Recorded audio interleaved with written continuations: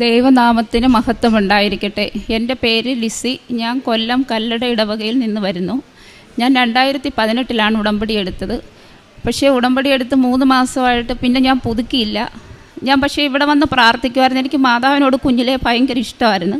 പക്ഷെ എന്തോ പുതുക്കിയില്ല. ഞാൻ പ്രാർത്ഥനയൊക്കെ ചൊല്ലുമായിരുന്നു, എല്ലാവരോടും പറയുകയും ചെയ്യും കൃപാസനത്തിൽ പോകണം പ്രാർത്ഥിക്കണമെന്ന്. അങ്ങനെ പുതുക്കിയില്ല. കൊറോണ ഒക്കെ കഴിഞ്ഞ സമയത്ത് എൻ്റെ ബ്രദറിനൊരു പനി വന്നിട്ട് പെടലിയിൽ ഒരു മുഴ പോലെ വന്നു. അപ്പോൾ ആദ്യം ഒന്ന് വന്നിട്ട്, ഇതാണ് എൻ്റെ ബ്രദർ, ആദ്യം ഒന്ന് വന്നു. അപ്പോൾ ഞങ്ങൾ വിചാരിച്ച് പനിയുടെ ആയിരിക്കുമെന്ന്. പിന്നെ ഒരാഴ്ച കഴിഞ്ഞപ്പോൾ ഒന്നും കൂടെ വന്നു. അപ്പോൾ 2 എണ്ണമായി. അപ്പോഴും ഞങ്ങൾ ഡോക്ടറെ പോയി കണ്ട്. അപ്പോൾ അവർ പറഞ്ഞു കുഴപ്പമില്ല, പനിയുടെയാണ്, അതങ്ങ് മാറും എന്ന് പറഞ്ഞു. പക്ഷേ 1 മാസമായിട്ട് ഇത് മാറുന്നില്ല. അപ്പോൾ എൻ്റെ ചേച്ചി മെഡിക്കൽ കോളേജിലാണ് വർക്ക് ചെയ്യുന്നത്. അപ്പോൾ ചേച്ചി അവിടുത്തെ ഡോക്ടറിനോട് പറഞ്ഞപ്പോൾ പറഞ്ഞു ഇവിടെ കൊണ്ടുപോകാം, സർജനെ കാണിക്കാമെന്ന് പറഞ്ഞു. അങ്ങനെ സർജനെ കാണിച്ചപ്പം ഡോക്ടർ പറഞ്ഞു അത് റിമൂവ് ചെയ്ത് കളയണം എന്ന് പറഞ്ഞു. അങ്ങനെ അപ്പോഴൊന്നും ഞങ്ങൾക്ക് വലിയ പ്രശ്നമൊന്നും ഇല്ലായിരുന്നു. അത് പനിയുടെ അല്ലയോ എന്ന് വിചാരിച്ച് ഞങ്ങളിരുന്നു. അത് റിമൂവ് ചെയ്തിട്ട് ഡോക്ടർ പറഞ്ഞു അത് ബയോപ്സിക്കും TB ടെസ്റ്റിനും അയക്കണമെന്ന് പറഞ്ഞു. അപ്പോൾ ഞങ്ങൾക്കൊരു എന്തോ ഒരു ഭയം പോലെ, ബയോപ്സിക്ക് അയക്കണമെന്ന് പറഞ്ഞപ്പോൾ എന്തോ ഒരു പേടി പോലെ.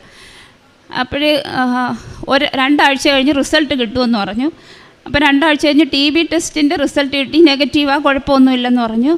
പക്ഷേ ബയോപ്സിയുടെ റിസൾട്ട് എത്ര ചോദിച്ചിട്ടും അവർ തരുന്നില്ല. 1 മാസമായിട്ടും ചേച്ചി എന്ന് ചോദിക്കുമ്പോഴവർ പറയുന്നത് ഞങ്ങളുടെ ഹെഡിനെ കാണിക്കണമെന്ന് പറഞ്ഞു. അപ്പോൾ ഞങ്ങൾക്ക് ഭയങ്കര ടെൻഷനായി. അപ്പോൾ ഞാനിങ്ങനെ അമ്മയുടെ അടുത്ത് ശരിക്കും ശക്തമായിട്ടിങ്ങനെ പ്രാർത്ഥിച്ച്, അമ്മ മാതാവേ അവൻ്റെ റിസൾട്ട് വരുമ്പോൾ അവനൊരു കുഴപ്പവും കൊടുക്കരുത്, ഞങ്ങളുടെ വീട്ടിലെ ഇളയ ആളാണ്, ഞങ്ങളെല്ലാവരെയും നോക്കേണ്ട ആളാണ്, അതുകൊണ്ട് അവനൊരു കുഴപ്പവും കൊടുക്കല്ലോ എന്നിങ്ങനെ പ്രാർത്ഥിച്ചു. അപ്പോൾ 1.5 മാസമായപ്പോൾ റിസൾട്ട് കിട്ടിയിട്ട് ചേച്ചി പൊട്ടിക്കരഞ്ഞുകൊണ്ടാണ് പറഞ്ഞ അവന് ക്യാൻസർ ആണെന്ന് പറയുന്നു. അപ്പം ഡോക്ടർമാർ പറഞ്ഞെന്ന് ഇവിടെ ട്രീറ്റ്മെൻറ്റ് ചെയ്യണ്ട, അവൻ റിസൾട്ട് എല്ലാം തരാം, തിരുവനന്തപുരം RCC കൊണ്ടുപോയി അവിടുത്തെ ഡോക്ടറെ കാണിക്കാനെന്ന് പറഞ്ഞിട്ട് ചേച്ചിക്കൊരു ഡോക്ടറിനെ പരിചയപ്പെടുത്തി കൊടുത്തു. അപ്പം ഞങ്ങൾ പിന്നെ എന്തോ വേണമെന്ന് ഞങ്ങൾക്ക് അറിയത്തില്ല. ഞങ്ങൾ ആകെ തകർന്നു പോയി. ഞങ്ങളുടെ വീട്ടിൽ ഞങ്ങൾ ആരോടും പറഞ്ഞില്ല. ഞങ്ങൾ മാതാവിനോട് ഇങ്ങനെ ശക്തമായിട്ട് പ്രാർത്ഥിച്ചുകൊണ്ടിരുന്നു. ഞാൻ പള്ളിയിൽ പോയാൽ എനിക്ക് പരിസര ബോധമില്ലാതെ ഞാൻ ഇരുന്ന് കരയുന്നത്. അപ്പോൾ എന്നോട് ഇങ്ങനെ 2-3 പേര് ചോദിക്കും നീ എന്തിനാ ഇങ്ങനെ കരയുന്നു? പക്ഷെ ഞാൻ പറയത്തില്ല, എന്താണെന്ന് പറയത്തില്ല. ഞാൻ മാതാവിനോട് ഒരു കാര്യം മാത്രമേ പറഞ്ഞോളൂ, എൻ്റെ സഹോദരന് അങ്ങനൊരു രോഗം കൊടുക്കരുത്. ഞങ്ങളുടെ വീട്ടിൽ ആർക്കും ഞങ്ങൾക്ക് താങ്ങാൻ പറ്റില്ല ആ ഒരു രോഗം. അങ്ങനെ ഒരിക്കലും അമ്മ ആ രോഗം അവന് കൊടുക്കരുത്. ഇവിടെ വന്ന് ഞാൻ സാക്ഷ്യം പറയാമെന്ന് പറഞ്ഞു. അങ്ങനെ ഞങ്ങൾ RCC ചെന്ന് ഡോക്ടറെ കണ്ടു. ഡോക്ടർ നേരം പറഞ്ഞു ആദ്യമായിട്ട് ബയോപ്സിക്ക് അയക്കണം, എല്ലാം ആദ്യമായിട്ട് ചെയ്യാം, എന്നിട്ട് അത് കഴിഞ്ഞിട്ട് അവൻ്റെ ശരീരത്തെ എവിടെയെങ്കിലും ഇതുണ്ടോയെന്ന് അറിയാനുള്ള ഫുൾ സ്കാനിങ് ചെയ്യണമെന്ന് പറഞ്ഞു. അപ്പോൾ അതെല്ലാം ഞങ്ങൾ ചെയ്തു. ഡോക്ടർ പറഞ്ഞതുപോലെ എല്ലാം ഞങ്ങൾ ചെയ്തു. അപ്പോൾ ഒരു ഡിസംബർ 28-ാം തീയതി ഇതിൻ്റെ എല്ലാ റിസൾട്ട് ഒന്നിച്ച് തരും, അപ്പോൾ വന്ന് വാങ്ങി അന്നേരം വരാൻ പറഞ്ഞു. അപ്പം നമുക്ക് എന്തുവാ നോക്കിയിട്ട് ട്രീറ്റ്മെൻറ്റ് തുടങ്ങണമെന്ന്. ആ ഡിസംബർ ക്രിസ്മസിൻ്റെ ആ ഒരു സമയം എന്ന് പറഞ്ഞാൽ ഞാൻ ശരിക്കും എന്താ ക്രിസ്മസ്, ആ ഉണ്ണീശോയോട് ഞാൻ ഒരു കാര്യം മാത്രമേ പറഞ്ഞോളൂ, ആ 28-ാം തീയതി റിസൾട്ടിനെ എല്ലാം ഇവന് ഒരു കുഴപ്പവും ഇല്ലെന്ന് പറയണം. ഞങ്ങൾക്ക് അത്രയ്ക്കും താങ്ങാൻ പറ്റുന്നതല്ല.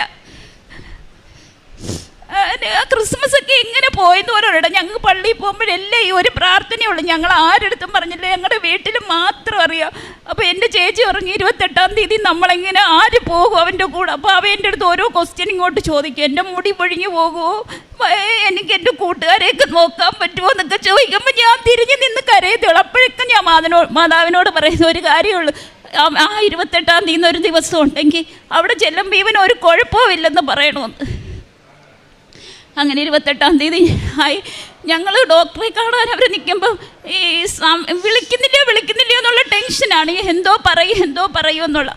അപ്പോൾ ഡോക്ടർ അവൻ്റെ ടോക്കനായി വിളിച്ചപ്പോൾ അവനൊരു ഐസ് കണക്കാണ് നിൽക്കുന്നത്. എന്തോ ചെയ്യും ഡോക്ടർ, എന്തോ പറയാൻ പോകുന്നത് എൻ്റെ റിസൾട്ടിൻ്റെന്ന്.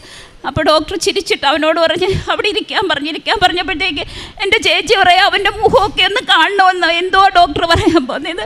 അപ്പോൾ ഡോക്ടർ ആദ്യമേ ചോദിച്ചത് നിങ്ങൾ ആരെയാ പ്രാർത്ഥിച്ച് താഴെ ഇറക്കിയതെന്ന്.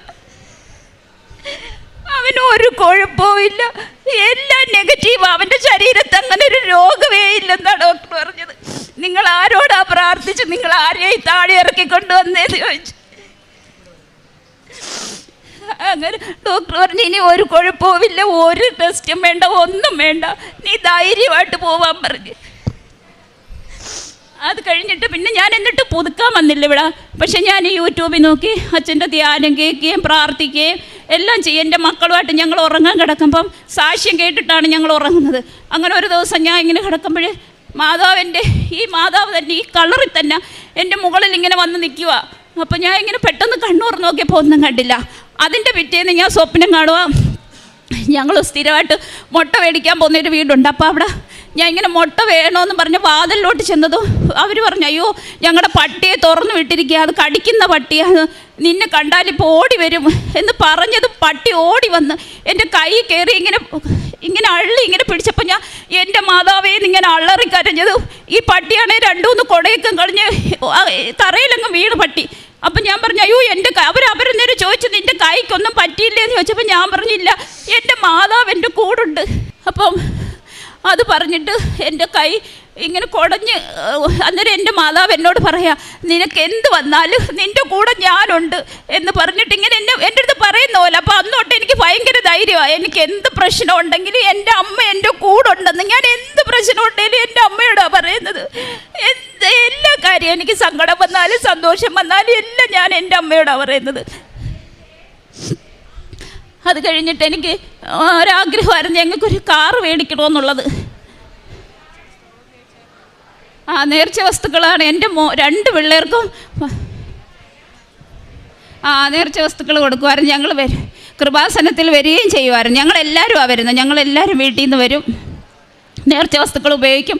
ഇവർക്ക് 2 പേർക്കും ശ്വാസം മുട്ടലും അലർജി. ഒരു മാസത്തിൽ ഞാൻ 4 പ്രാവശ്യമെങ്കിലും ഇവരെയും കൊണ്ട് ഞാൻ ആശുപത്രിയിൽ പോകും. പക്ഷേ ഈ നേർച്ച വസ്തുക്കൾ ഉപയോഗിക്കും. എൻ്റെ മോൻ്റെ പെടലിയിൽ ഇങ്ങനൊരു പനി വരുമ്പോൾ ഇങ്ങനൊരു തടി പോലെ വന്ന് പൊങ്ങും. അപ്പോൾ എനിക്കതൊരു ഭയങ്കര സങ്കടമായിരുന്നു. എനിക്ക് എന്തോ ഭയങ്കര ടെൻഷൻ. ഞാൻ എല്ലാ ആശുപത്രിയിലും കൊണ്ടു നടക്കും. അപ്പോൾ അവരെല്ലാം പറയുന്നത് ഒരു കുഴപ്പമില്ലെന്ന് പറഞ്ഞ് എന്നെ ആശ്വസിപ്പിച്ച് വിടും. പക്ഷേ ഞാൻ ഈ കൃപാസനത്തിലെ തൈലം എല്ലാ ദിവസവും ഞാൻ പറഞ്ഞില്ലെങ്കിൽ അവർ പ്രാർത്ഥന കൊന്ത പഠിച്ച് തീരുന്ന ഉടനെ അവരതെടുത്ത് തേച്ചിട്ടേ അവർ കിടക്കത്തുള്ളൂ. അപ്പോൾ അങ്ങനായി അതിങ്ങനെ നിൽക്കുന്ന നിൽപ്പിൽ തന്നെ അങ്ങോട്ടും ഇല്ല ഇങ്ങോട്ടും ഇല്ലാതെ ഒരു കുഴപ്പവും ഇല്ലാതെ അത് പോന്നു. ടെസ്റ്റ് എല്ലാം ചെയ്തപ്പോൾ അതിനൊരു കുഴപ്പവും ഇല്ലെന്ന് പറഞ്ഞു. പിന്നെ ഞങ്ങൾക്കൊരു കാറ് വേണം എന്ന ആഗ്രഹം ഉണ്ടായിരുന്നു. അത് ഒരു പ്രാവശ്യം ഇവിടെ വന്ന് പുതുക്കി കഴിഞ്ഞിട്ട് ഞാനിങ്ങനെ പറഞ്ഞു, മാതാവേ അടുത്ത മാസം വരുമ്പോൾ ഞങ്ങൾക്കൊരു കാറ് തരണം. അടുത്ത മാസം ഞങ്ങൾ ഞങ്ങളുടെ കാറിലാണ് ഇവിടെ വന്നത്. അത് കഴിഞ്ഞിട്ട് എനിക്ക് വലിയൊരാഗ്രഹമായിരുന്നു എൻ്റെ നാട്ടിൽ തന്നെ എനിക്ക് വസ്തു മേടിക്കണമെന്ന്. അപ്പം ഞാൻ ഇങ്ങനെ മാതാവിനോട് പറയുമായിരുന്നു. പക്ഷേ ഒരിക്കലും നടക്കാത്ത കാര്യമായിട്ടാണ് ഞാൻ അതിനെ കണ്ടത്. അയ്യോ ഞാൻ എങ്ങനെ വാങ്ങിക്കുമെന്ന്. പക്ഷേ ഒരു ദിവസം അവിടെ ഒരു ആൾ വസ്തു വിൽക്കുന്നെന്ന് പറഞ്ഞ് ഞങ്ങളെ വിളിച്ച് ചോദിച്ചപ്പോൾ എനിക്ക് വേണ്ടെന്നാണ് പറഞ്ഞു. എൻ്റെ പൈസയില്ല. പക്ഷേ എന്തോന്ന് എനിക്കറിഞ്ഞൂടാ. ഞാൻ പ്രതീക്ഷിക്കാത്ത ഒരാൾ എന്നെ വിളിച്ച് എൻ്റെ കയ്യിലുള്ളതെടുത്താൽ മതി, ബാക്കി ഞാൻ ആൻറ്റിക്ക് തരാം എന്ന് പറഞ്ഞ് പൈസ തന്ന് 1 മാസത്തിനകം വസ്തു ഞാൻ എഴുതി. അതേപോലെ ഈ നേർച്ച വസ്തുക്കൾ ഞാൻ രോഗികളാണെന്ന് പറയുന്ന എല്ലാവർക്കും ഞാനിത് കൊടുക്കും. ഞാൻ രോഗികളെ കാണാൻ പോകും. അവർക്ക് ഇവിടുന്ന് വരുമ്പോൾ എല്ലാ മാസവും ഞാൻ നേർച്ച വസ്തുക്കൾ വാങ്ങിച്ചു കൊണ്ട് കൊടുക്കും. പത്രം എൻ്റെ മോനും 2 പേരും ഞങ്ങൾ ഇവിടുന്ന് പോകുന്ന വഴിക്കൊക്കെ ഇറങ്ങി എല്ലായിടവും പത്രം കൊടുക്കും. അപ്പം ചിലവരൊന്നും വാങ്ങിക്കത്തില്ല. Praise the lord. ആരും എൻ്റെ ദൈവത്തിനെ വേദനിപ്പിക്കരുത്.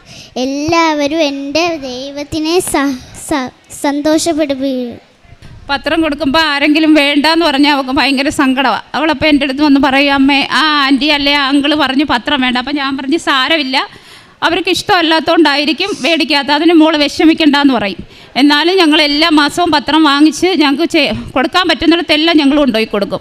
അതേപോലെ ഞങ്ങൾക്കൊരു കൃപാസനം ഗ്രൂപ്പ് എന്ന് പറഞ്ഞിട്ടൊരു ഗ്രൂപ്പുണ്ട്. അതിനകത്ത് എല്ലാ മാസവും ഞങ്ങൾ രോഗികളായിട്ടുള്ളവരെ കണ്ടുപിടിച്ച് അവർക്ക് ഞങ്ങൾക്ക് വേണ്ടുന്ന സഹായങ്ങൾ, എൻ്റെ സഹോദരൻ ഇവിടെ ഉടമ്പടി എടുക്കുന്നതിന് മുമ്പായാലും ഞങ്ങൾക്ക് ചെയ്യാൻ പറ്റുന്ന മറ്റുള്ളവർക്ക് കൊടുക്കാൻ പറ്റുന്ന രീതിയിലെല്ലാം ഞങ്ങൾ സഹായിക്കുമായിരുന്നു.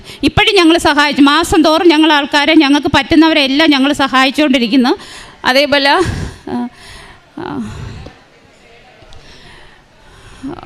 മാസം അഖണ്ഡ ജപമാലയുണ്ട്. അതിൽ ഞാൻ പങ്കെടുക്കും എല്ലാ മാസവും.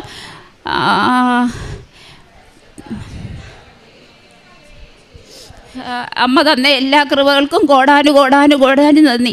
അമ്മയുടെ അടുത്ത് നമ്മൾ എന്ത് ചോദിച്ചാലും അത് ധൈര്യമായിട്ട് ചോദിക്കാം. നമ്മുടെ അമ്മയാണ്, നമ്മളെ ഒരിക്കലും കൈവിടത്തില്ല. നമ്മൾ ചോദിക്കേണ്ട രീതി നമ്മൾ അമ്മയോട് എന്ത് പറഞ്ഞാലും അമ്മ ഈശോയോട് പറഞ്ഞ് നമുക്ക് വാങ്ങിച്ചു തരും. അതെനിക്കറിയാവുന്ന കാര്യം. എനിക്ക് സന്തോഷമായാലും സങ്കടമായാലും എനിക്ക് ചില കാര്യങ്ങൾ കിട്ടിയില്ല, ഞാൻ അമ്മയോട് തന്നെ പറയാം, എനിക്ക് വേണ്ടാത്തതുകൊണ്ട് അമ്മ എനിക്ക് തരാഞ്ഞെന്ന് അങ്ങനെ പറഞ്ഞ് ഞാൻ പ്രാർത്ഥിക്കാറുണ്ട്. നമ്മൾ അമ്മയോട് എന്ത് ചോദിച്ചാലും അമ്മ തരും. അമ്മ ഈശോയോട് പറയും, എൻ്റെ മോൾക്കല്ലേ എൻ്റെ മോൻ അത് ആവശ്യമാണ്, നീ അത് കൊടുക്കണമെന്ന്. അതിന് പ്രാർത്ഥിച്ചാൽ നമുക്ക് എന്തും കിട്ടും. അമ്മയോട് നമുക്ക് എന്തും പറയാം, അമ്മ അത് കേൾക്കും. എനിക്ക് തന്ന എല്ലാ കൃപകൾക്കും കോടാനുകോടി നന്ദി പറഞ്ഞുകൊണ്ട് നിർത്തുന്നു. എസെക്കിയേൽ പ്രവാചകൻ്റെ പുസ്തകത്തിൽ നിന്ന് അധ്യായം 36, 26 തിരുവചനം. ഒരു പുതിയ ഹൃദയം നിങ്ങൾക്ക് ഞാൻ നൽകും, ഒരു പുതു ചൈതന്യം നിങ്ങളിൽ ഞാൻ നിക്ഷേപിക്കും. നിങ്ങളുടെ ശരീരത്തിൽ നിന്ന് ശിലാഹൃദയം എടുത്തു മാറ്റി മാംസല ഹൃദയം നൽകും. ഈശോ നമ്മുടെ ഹൃദയത്തിലേക്ക് വരുമ്പോൾ നമ്മുടെ ഹൃദയത്തിലുണ്ടാകുന്ന ഒരു വലിയ മാറ്റത്തെക്കുറിച്ചാണ് എസെക്കിയേൽ പ്രവാചകൻ വർഷങ്ങൾക്ക് മുൻപ്, നൂറ്റാണ്ടുകൾക്ക് മുൻപ് പ്രവചിച്ചിരിക്കുന്നത്. നമ്മുടെ ശിലാഹൃദയം മാറ്റി നമുക്കൊരു മാംസല ഹൃദയം നൽകുമെന്ന്. സക്കയൂസിൻ്റെ അനുഭവം നമുക്കറിയാം. അദ്ദേഹം വളരെ ഒളിഞ്ഞിരുന്ന് ഈശോയൊന്ന് കണ്ടാൽ മതി എന്നുള്ളൊരാഗ്രഹത്തിലാണ് അദ്ദേഹം ഒരു സിക്കമോർ മരത്തിൽ കയറി ഈശോയെ കാണാൻ ആഗ്രഹിക്കുന്നത്. അതോടുകൂടി അദ്ദേഹത്തിൻ്റെ ശിലാഹൃദയം ഒരു മാംസല ഹൃദയമായി മാറിയതായി നമുക്കറിയാം.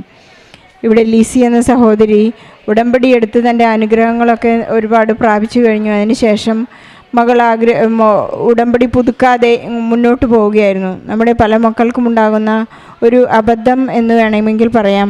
ഇപ്പം നമ്മുടെ കാര്യങ്ങളൊക്കെ സാധിച്ചല്ലോ. ജോസഫ് അച്ഛൻ പറയാറുണ്ട്, നമ്മൾ പ്രാർത്ഥിക്കുമ്പോൾ, ഉടമ്പടി എടുക്കുമ്പോൾ ഇൻസെൻറ്റീവായി ഫസ്റ്റ് ഹാൻഡ് ഈ പരിശുദ്ധ അമ്മ നമുക്ക് ഈശോയിൽ നിന്ന് നമുക്ക് ആവശ്യമുള്ള എല്ലാ അനുഗ്രഹങ്ങളും നേടിത്തരും. അത് കഴിയുമ്പോൾ നമുക്ക് മനസ്സിലാകുന്ന ഒരു അബദ്ധം ഇതാണ്, ഇനി എൻ്റെ കാര്യങ്ങളെല്ലാം കൃത്യമായി നടന്നുള്ളൂ, അത് പുതുക്കേണ്ട ഒരു ആവശ്യമില്ല, പരിശുദ്ധ അമ്മ എനിക്ക് ഈശോയിൽ നിന്ന് പ്രാപിച്ചു തരുമെന്നുള്ള ഒരു കോൺഫിഡൻസ്. പക്ഷേ നമുക്ക് ഈശോ നൽകുന്നത് ഇതുകൊണ്ട് മാത്രമാണ്. നാം എപ്പോഴും ഈശോയോട് കൂടി ആയിരിക്കാൻ, അമ്മയെ സ്നേഹിച്ചുകൊണ്ടിരിക്കാൻ വേണ്ടിയാണ് നമുക്ക് ആ ഒരു അനുഗ്രഹം ലഭിക്കുന്നത്. ഇവിടെ ലിസിയുടെ ബ്രദറിന് അവർ വളരെ ഈസി ആയിട്ടെടുത്തൊരു പിടലിക്ക് വന്നൊരു മുഴയായിരുന്നു. അത് TB ടെസ്റ്റിന് ശേഷം ബയോപ്സിക്ക് വന്നപ്പോഴാണ് അത് ക്യാൻസർ ആണെന്ന് മനസ്സിലായത്. നെക്സ്റ്റ് സ്കാനിങ്ങിൽ പോയി അവർ നന്നായി പ്രാർത്ഥിച്ചു, ഉടമ്പടിയെടുത്ത് തൈലം പൂശിയൊക്കെ പ്രാർത്ഥിച്ചതിൻ്റെ ഫലമായി അവർക്കത് മനസ്സിലായി, നെഗറ്റീവായി. ഇതിൻ്റെ സാക്ഷ്യം പറയാനാണ് ഇവിടെ എത്തിയിരിക്കുന്നത്. പ്രതിനന്ദിയായി ഈ അമ്മയും മകളും കൂടി കൃപാസന പത്രം കൊടുക്കുമ്പോൾ ഈ മകൾ എന്നോട് വളരെ കൃത്യമായി പറഞ്ഞു, ഞാൻ എല്ലാവരോടും പറയാറുണ്ട്, എൻ്റെ ഈശോയെ വേദനിപ്പിക്കരുത്. അതാണ് ആ കൊച്ചു വളരെ കൃത്യമായി പറഞ്ഞത്. നിങ്ങൾക്ക് ഒരുപാട് കാര്യങ്ങൾ എന്നോട് പറഞ്ഞു, പക്ഷേ മേ ബി അവളുടെ ആ സ്റ്റേജ് ഫിയറോ എന്തോ അവളത് കൃത്യമായി പറഞ്ഞില്ല. കൊച്ചു കുഞ്ഞുങ്ങളുടെ ഹൃദയം നിഷ്കളങ്കമാണ് എന്ന് നമുക്ക് കൃത്യമായിട്ടറിയാം. ഇവരുടെ കൃപാസനം പത്രം കൊടുക്കുമ്പോഴുള്ള വലിയ പ്രേക്ഷിത പ്രവർത്തനങ്ങളും കാരുണ്യ പ്രവൃത്തികളും ഒക്കെയാണ് ഇവരെ സൗഖ്യത്തിലേക്കും സൗഭാഗ്യത്തിലേക്കും ഈശോയിലേക്ക് കൂടുതൽ അടുക്കുവാനൊക്കെ ഇവർക്ക് കൃപ നൽകിയിരിക്കുന്നത് പോലെ തന്നെ ഇവരുടെ കുടുംബം എപ്പോഴും സ്നേഹത്തോടെ, സങ്കീർത്തനം പറയുന്നത് പോലെ സഹോദരങ്ങൾ ഒന്നിച്ചു വാഴുന്ന എത്രയോ മനോഹരം എന്ന് നാം വായിക്കുന്നുണ്ട്. സഹോദരങ്ങൾ തമ്മിലുള്ള സ്നേഹത്തിൻ്റെ കൂടി ഒരു വലിയ ഉദാഹരണമാണ്. സഹോദരന് ഒരു അസുഖം വന്നപ്പോൾ ഈ സഹോദരിയുടെ വലിയ ഒരു നെഞ്ചെടുപ്പും അവരുടെ സങ്കടങ്ങളും, നമുക്ക് നമ്മുടെ എല്ലാ സങ്കടങ്ങളെയും ഈശോയ്ക്ക് കൊടുത്ത് പരിശുദ്ധ അമ്മയോട് മാധ്യസ്ഥം അപേക്ഷിച്ച് പ്രാർത്ഥിക്കാം. ഈശോ നമുക്ക് എല്ലാ അനുഗ്രഹങ്ങളും നൽകും. നമ്മുടെ എല്ലാ നിയോഗങ്ങളെയും സാക്ഷ്യത്തോട് ചേർത്ത് വെച്ച് പരിശുദ്ധ അമ്മയ്ക്ക് ഈശോയ്ക്കും നല്ലൊരു കയ്യടി നൽകി സാക്ഷ്യം നമുക്ക്